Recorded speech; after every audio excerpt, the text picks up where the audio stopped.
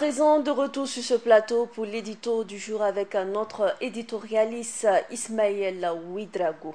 Alors, en attendant le rapport sur l'audit des organes de la transition et de l'examen des procédures de passation de plusieurs marchés conclus pendant la période transitaire, il ressort du dernier Conseil des ministres que durant l'année 2015, le portefeuille des déclarations de soupçons représentait une masse financière d'environ 86 milliards de nos francs CFA. Bonjour monsieur et bienvenue. Bonjour Alida, bonjour à tous. Ce n'est pas un sujet éminemment sensible, c'est un sujet normal comme tous les autres parce que quand il s'agit de l'argent du contribuable, il n'y a pas de sensibilité possible qui tienne ici.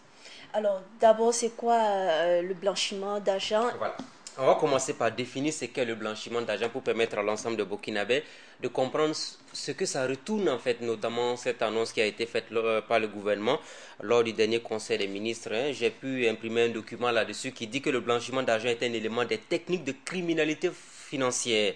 Et puis plus loin on vous dit c'est une manière de dissimuler la provenance d'argent acquis de manière illégale. Généralement, comment ça se passe? Ce sont des spéculations illégales, des activités mafieuses qu'on mène ou encore des trafics de drogue, d'armes, d'extorsion, corruption, fraude fiscale. C'est un ensemble de pratiques qui sont fermement condamnées dans un état de droit, dans un état républicain. Alors, très souvent, quand on blanchit de l'argent, qu'est-ce qu'on fait? Dans certains pays ou dans certains contextes, on réutilise cet argent à des spéculations immobilières. Par exemple, dans un pays comme les États-Unis, vous savez qu'il y a eu la crise économique de 2008 en son temps. Ceux qui avaient eu le temps de se faire beaucoup d'argent, ce sont les promoteurs immobiliers. On avait parlé entre-temps d'un certain monsieur comme Donald Trump, qui est le candidat républicain très grand favori de la présidentielle américaine en son temps. Et quand vous faites un tour du côté de New York, vous allez voir à côté, par exemple, du siège de l'ONU, un immeuble du nom de Donald Trump Tower. Et quand vous discutez avec les gens, on vous dit tout simplement, ce sont les manias de l'immobilier.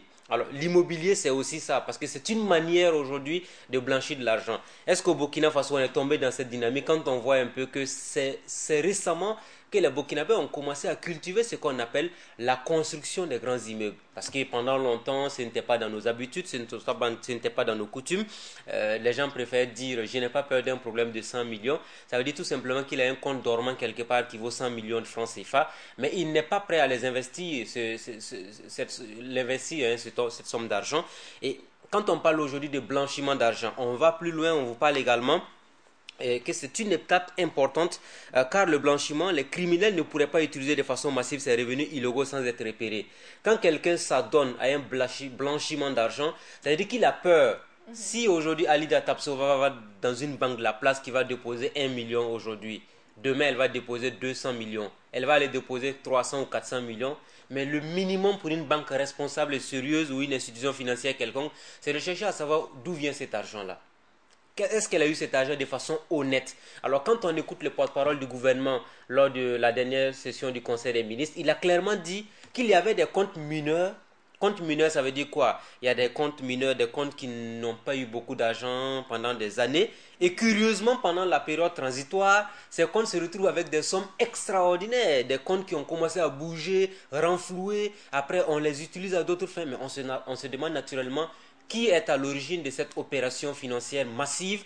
Parce que l'autre aspect important, c'est que pendant la transition, on avait demandé aux syndicats d'observer une trêve de lutte syndicale parce qu'il n'y avait pas d'argent dans les caisses de l'État. Pendant la période transitoire, il y a des faits importants qui ont été enregistrés. C'est notamment la crise liée à l'énergie en son temps. Les transporteurs qui n'avaient pas leur argent, la Sonabi qui réclamait son argent auprès de la Sonabel qui avait des difficultés financières. Pratiquement le pays était grippé. Mais alors, curieusement, aujourd'hui, on nous parle d'autant de milliards qui se sont éventuellement évaporés. Je parle d'éventualité parce que jusqu'à preuve de contraire, on nous a fait croire que les dossiers ont été transmis au procureur. Procureur avec le mot pluriel qui a été utilisé, ça veut dire qu'il y a plusieurs procureurs qui ont sans doute été saisis dans le cadre de cette affaire afin que toute la lumière se fasse. Alors, M. Ouedraogo, unanime que cela s'est déroulé sous le mandat de la transition. Est-ce que sa gestion aujourd'hui serait remise en cause après cette découverte effrayante? Plusieurs milliards de francs CFA. Oui, moi, quand j'aime parler de ce genre de chiffres, je préfère dire environ 100 milliards de francs CFA. Alors, 100 milliards de francs CFA, quand on sait que le Burkina est un pays pauvre, très endetté.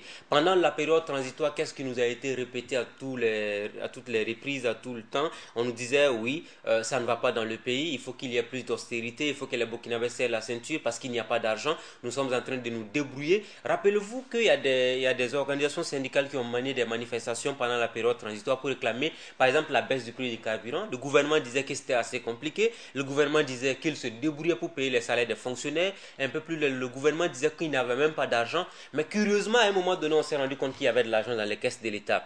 C'est quand systématiquement on s'est débrouillé en un bref temps pour mobiliser plus d'1 milliard de francs CFA pour donner aux partis politiques pour battre campagne.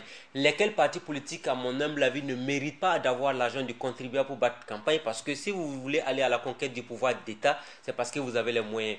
Le pouvoir d'État ou encore la gestion de la chose publique, c'est un sacrifice. Ce qu'on vous demande, c'est de consentir des efforts et vous devez servir la nation tout entière. Mais si vous allez dans la gestion du pouvoir d'État, dans la logique d'un gâteau qu'on doit partager, eh bien vous êtes passé à côté de la plaque. Alors pensez-vous que l'audit sur les organes de la transition se fait attendre plutôt? L'audit se poursuit. Il y a le docteur Luc Marius Ibrica qui était sur le plateau du grand déballage. Il avait dit en son temps, si à la dernière minute on ne respecte pas ce que lui il aurait souhaité, il est prêt à démissionner. Au moins s'il a son intégrité qu'il aura préservée, il a au moins son honnêteté et puis également toute la valeur morale qu'on attribue à l'homme. Maintenant, un peu plus loin, c'est vrai qu'il y a des audits qui sont actuellement en cours. Il y a des audits au niveau par exemple des gouvernements, enfin des membres du gouvernement. Il y a également un audit au niveau de la présidente du FASO, au niveau de l'Assemblée nationale, le Conseil national de la transition. Mais ce sont les trois institutions. Il y a également d'autres institutions qui ont été gérées sous la période transitoire. Mais ce qui est important, c'est le fait qu'au moment où on est en train de faire la gestion de la transition, le bilan, il faut qu'on n'oublie pas aussi que l'actuel gouvernement n'a pas encore déclaré ses biens. Ça, c'est très important parce que jusqu'à la dernière minute, on nous avait fait croire que le Premier ministre Paul Kabatieba n'avait pas encore déclaré ses biens, alors que le président Roch Marc Christian Kabore avait l'obligation de le faire parce qu'il l'a fait, c'était devant la nation tout entière quand il avait prêté serment devant les membres du Conseil constitutionnel. Il faut que le Premier ministre Paul Kabatieba et tout son gouvernement sans exception, chacun individuellement déclare ses biens. D'accord. Ça, c'est un élément important pour qu'on puisse savoir quand ils arrivaient au gouvernement, voici ce qu'ils avaient comme bien. Quand ils sont en train de partir, voici ce qu'ils ont pu amasser. S'il y a lieu qu'on fasse des investigations, eh bien, on le fera pour faire toute la transparence. Alors, aussi. Monsieur Ouedraogo, ne pensez-vous pas que cette découverte viendrait plomber ce rapport de confiance entre gouvernants et gouvernés? Le rapport de confiance entre gouverneur et gouverné, de toute façon, on a pour le moment une expression consacrée qui a été utilisée, on parle de soupçon. À aucun moment on a dit que quelqu'un était coupable. On n'a jamais inculpé quelqu'un pour avoir détourné autant d'argent ou encore blanchi de l'argent public. On attend que les investigations, puisqu'il y a des procureurs qui ont été saisis. Quand on parle de procureur, on parle de procédure judiciaire. Tant que le dossier judiciaire n'est pas définitivement bouclé, on ne peut pas incriminer quelqu'un. Donc du coup, toutes ces personnes qu'on a montrées tout à l'heure en image, le gouvernement de la transition, le président de la transition Michel Kafando, ou encore le premier ministre Yacouba Isaac Zida, alors ils sont tous présumés innocents. Jusqu'à ce qu'à la dernière minute, on puisse dire, dans ce gouvernement, voici cette tête-là qui a eu à commettre tel ou tel crime, tel ou tel délit en ce moment, la personne sera condamnée. Mais jusqu'à preuve du contraire, ils sont des présumés innocents. Alors, on se rappelle de la mise en accusation de 9 anciens ministres du régime comparé pour, je cite, détournement de deniers publics et enrichissement illicite. Avec cette découverte-là, doit-on parler de tradition dans nos États? Malheureusement, quand les gens viennent au pouvoir en Afrique, ça va au-delà des frontières du Burkina Faso, ils viennent se servir au lieu de servir le peuple. C'est un triste constat et il faut qu'on arrive à travailler à avoir des dirigeants responsables parce que la politique, c'est finalement, c'est devenu une manne financière pour certains. Ils investissent leur argent dans la politique dans l'espoir d'avoir un retour. C'est comme on le dit très souvent, quand vous avez un entrepreneur qui finance un candidat, qui lui donne 50 milliards, 100 milliards, et il s'est dit, mais écoutez, les gens ont peur, mais moi je n'ai pas peur. S'il remporte la présidentielle, il va me donner des marchés qui vont aller peut-être le double, voire le triple. La politique doit être vue d'une autre manière. Alors, on peut avoir aujourd'hui un aspect important de la gouvernance, c'est la bonne gouvernance, c'est le fait qu'on doit lutter contre la corruption, le blanchiment d'argent, le népotisme, bref, l'affairisme au sommet de l'État. Si vous êtes dans un pays pauvre comme le Burkina, et on vous dit qu'il y a des élèves, après plus de 50 ans d'indépendance, malheureusement, quand on voit que le 11 décembre arrive, on fait venir des populations qui marchent sous le soleil et des gens qui applaudissent pour dire que nous sommes indépendants, alors que dans le fond, on est même incapable aujourd'hui. C'est un fait majeur d'avoir des centres de santé dans les 8900 villages. On est incapable aujourd'hui d'avoir des écoles pour donner à tous nos élèves. Ça veut dire qu'il y a des écoles dans lesquelles les enfants sont sous paillotte aujourd'hui. Et quand la première pluie tombe, l'école est terminée, même si vous n'avez pas fini votre composition. Au même moment, vous avez des dirigeants qui arrivent à s'accaparer des milliards de francs CFA. Alors que moi, je m'étais renseigné, on m'a dit qu'une école de 3 classes coûte environ 25 millions de francs CFA. Si vous enlevez 25 millions de francs CFA des 1000 millions qui représentent 1 milliard, allez-y comprendre, c'est inadmissible, voire inacceptable. Si quelqu'un est épinglé dans une telle affaire, il faut que la personne soit condamnée avec la plus haute rigueur. Pas de politique réelle alors?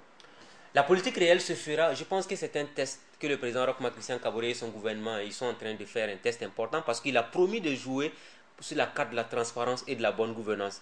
C'est son crédit, c'est sa crédibilité, c'est la crédibilité de tout son gouvernement. S'ils arrivent à faire toute la lumière sur ce dossier, c'est même déjà bien de la part de ce gouvernement de sortir pour dire qu'il y a des soupçons de blanchiment d'argent. Certains auraient pu prendre ce dossier-là pour dire c'est très sensible, faisons attention parce que, et on va gérer ça de façon sourdine dans l'ombre. Mais le fait de l'extérioriser pour un début, c'est un premier pas. Mais le plus important serait qu'on arrive à faire ce qu'on appelle solder les comptes de la République pour poursuivre ceux-là qui se sont rendus coupables de détournement des deniers publics. D'accord. Merci, M. Ouedraogo, d'être passé. C'est vrai qu'on ne vous a pas apporté votre café. Ah oui, c'est vrai, je l'avais oublié en plus. Je ne sais pas qu'est-ce que j'ai fait à M. Théophane Ouedraogo aujourd'hui, mais bon, en fait. Merci d'être passé sur ce plateau. C'est donc fini pour l'édito du jour.